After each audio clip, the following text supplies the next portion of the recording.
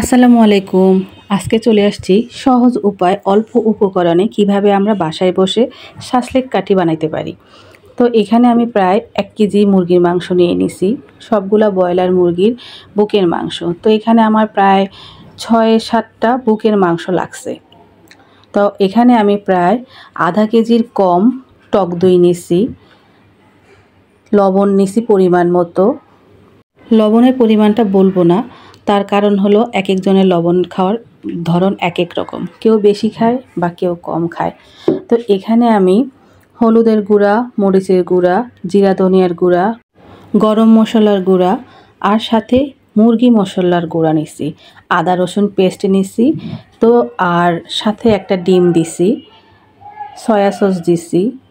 তো এই দিয়ে আমি ঘরোয়া উপায় কিভাবে আমরা ঘরে বসে ঘরের জিনিসপত্র দিয়ে, হাতের নাগালের জিনিসপত্র দিয়ে আমরা কিভাবে শাসলিক কাঠি বানাইতে পারি, ওই প্রসেসিংটাই আমি আপনাদেরকে দেখাবো।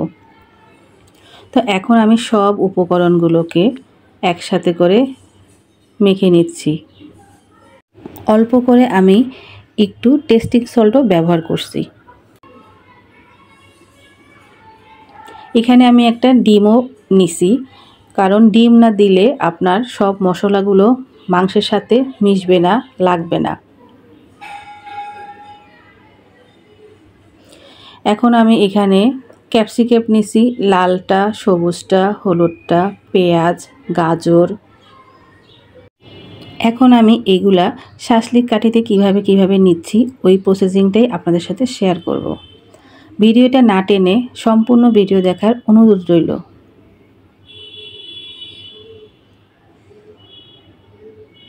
তো প্রথমে আমি একটা গাজর নিচ্ছি, তারপরে দিলাম মাংস, তারপরে দিব পেঁয়াজ, মানে একটা মাংস মাঝখানে রেখে দুই পাশে আমি সবজি ব্যবহার করব। এখন ক্যাপসিকাম দিব। এইভাবে করে আপনি আপনার মন মতো, হয় আগে মাংস দেন, না হয় আগে সবজি দেন, যেইভাবে আপনার ইচ্ছা, আপনার যেইভাবে ভালো লাগে ঠিক ওইভাবেই আপনি আপনার মতো করে এটাকে সাজান। তো এইভাবে করে আমি প্রত্যেকটা শাসলিক কাঠিকে সাজিয়ে গুছিয়ে নিচ্ছি।